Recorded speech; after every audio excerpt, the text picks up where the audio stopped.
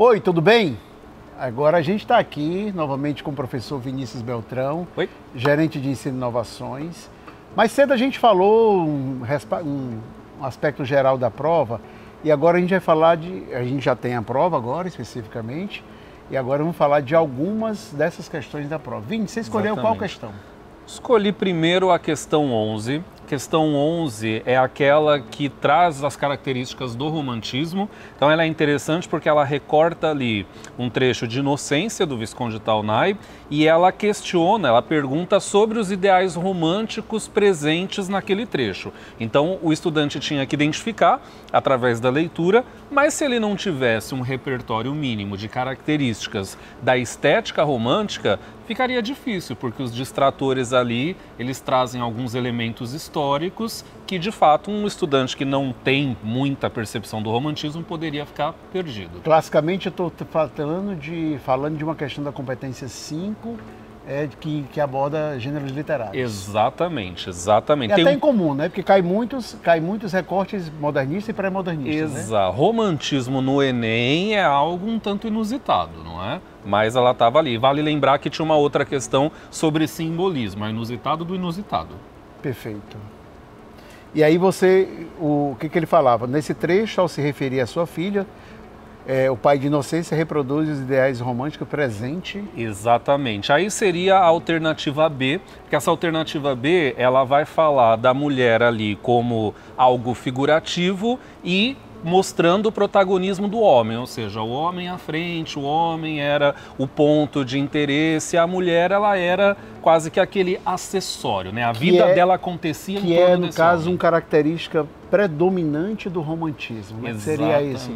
Vamos trazer um pouco aí da idealização da mulher e dos valores de uma sociedade mais elitizada, como o casamento, a representação e a ascensão social, a imagem que você passa para essa sociedade. Então, é aquele início do romantismo, seria a primeira geração do romantismo. Tem até um distrator, que é a letra D, né? Importância do dote como condição para o casamento. Mas aí você não colocaria essa de acordo do contexto, você mataria essa. Exatamente. A letra E também, que fala dessa aura de mistério, da identidade da jovem, também é uma característica do romantismo. As mulheres, elas têm esse ar de mistério, inclusive para cativar, para chamar, para ser mais interessante aos homens, mas a questão especificamente, como ela pede para pegar uma fala do pai descrevendo a filha, então especificamente o pai está falando, né, que a sua filha ela tem essa característica decorativa e o foco dele na maior parte do excerto é caracterizar esse homem, é dizer de onde ele vem, o trabalho dele, as origens, tudo mais. Essa competência traz questões em que, em geral, eu tenho de médias para difíceis. Ela foi uma questão média, questão fácil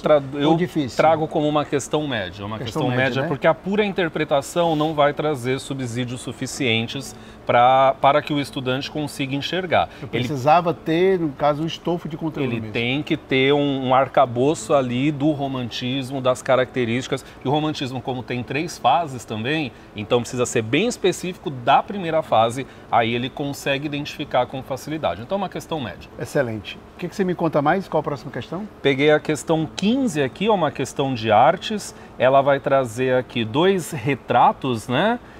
O retrato de Zeferina e o retrato de João de Deus Nascimento.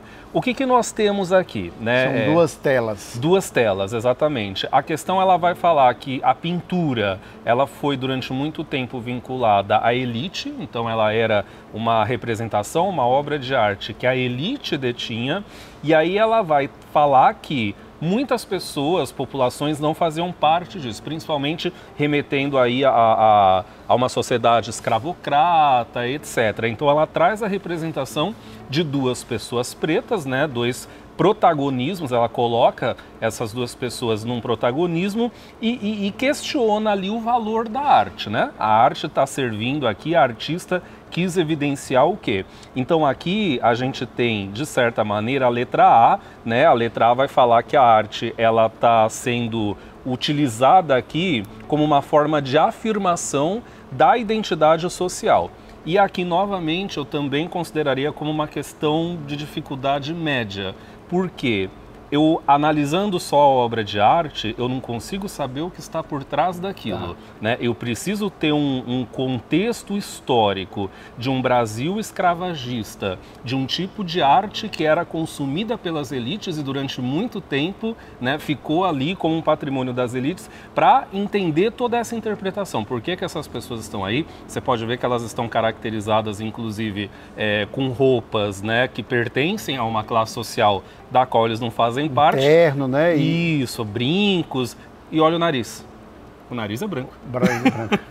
Então é uma questão curiosa, porque à primeira vista você fica, ué... provavelmente até de provocação. De provocação. E aí você precisa é camada por camada, eu diria. Mas no texto que eu estou falando, mesmo você está trazendo, por exemplo, de uma obra antiga, né, e tudo mais, e relacionando isso, eu poderia dizer que hoje na sociedade é um pouco disso. Quem consome artes hoje em telas como essa tela pintada ainda seria... quer queira, quer não, um pouco de exclusão social. Uma exclusão, a gente pode considerar que ainda é predominantemente de uma elite burguesa, né? Burguesa, predominantemente branca. Perfeito. E tá. aí por isso que vem esse contraste aí, arte de Exato. promover forma de afirmação da identidade social, Isso. talvez aí inclusive até hoje. Agora, Adhemar, veja só, a gente tem um distrator D ali que poderia chamar a atenção do estudante. Que a pintura funciona como instrumento de ascensão social. E aí eu vou te dizer por que esse distrator é perigoso. Por conta da caracterização indumentária, então, das roupas, que a gente já falou, dos acessórios e do nariz branco. Então, pode parecer que estes pretos, essas pessoas que foram retratadas aqui, ascenderam socialmente, quando a obra, na verdade, ela está falando ali de uma afirmação da identidade. Todos os povos teriam que ser representados. Lembrando que a gente não tinha só as duas telas, né? A gente tinha um pré-texto, texto, né, também anteriormente que explicava um pouco da origem das duas telas. Isso, né? Ele tenta trazer a memória do estudante dessa história, né? Então o texto está ali para te dar a dica, olha, você precisa trazer um contexto histórico para interpretar essa obra de arte. Questão 15, caderno azul, item A como alternativa correta. Próximo? Exatamente. Agora a gente vai para 18. 18, ok. É uma questão dos esportes, né? Nós temos aí a Marina, que é uma esportista de alto rendimento no futebol.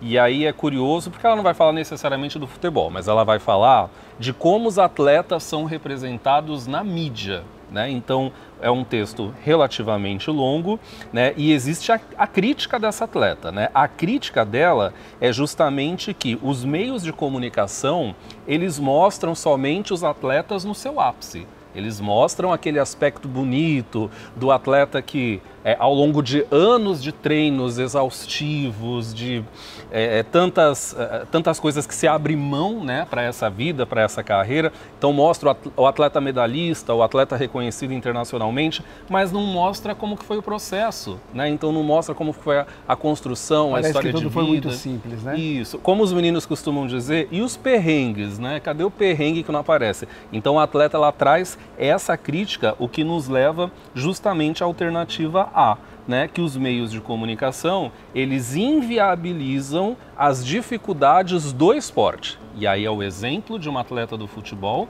mas ela fala por todos os atletas de todas as modalidades esportivas. Poderia fazer um retrato agora que de repente surgiu o João Fonseca, de repente o João Fonseca estoura e tudo mais, 19 anos, mas a pressão que tem sobre isso. Exatamente. E o que teve por trás de toda essa função, né? Eu vi até uma reportagem agora que falava que o João Fonseca, desde os 8 anos de idade, está já sendo treinado como um atleta e tudo mais, e a mãe acompanha ele nos torneios, ou seja, o que tem de transição aí de mais de 11 anos de carreira para o que você está hoje com um ápice no esporte. Exato. E aí, já que a gente está falando de distratores, o que eu considero um distrator perigoso aqui, apesar de ser uma questão que eu julgo fácil, tá? Entre fácil e média aqui, seria o distrator C, né, que fala sobre o trabalho contínuo ser desvalorizado no contexto esportivo. Então, talvez pelo texto, né, pela queixa, né, pelo desabafo que poderia a Marina traz aqui,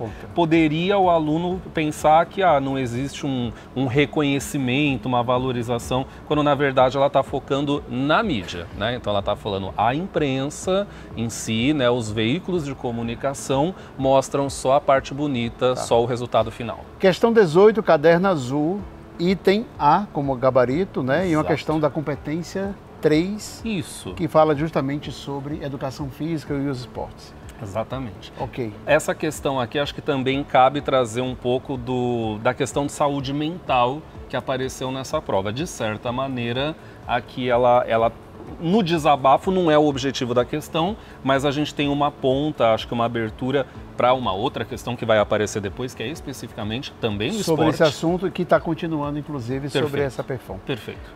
Ok. Mas é isso, todo o nosso comentário, né? O comentário principal. Por hora.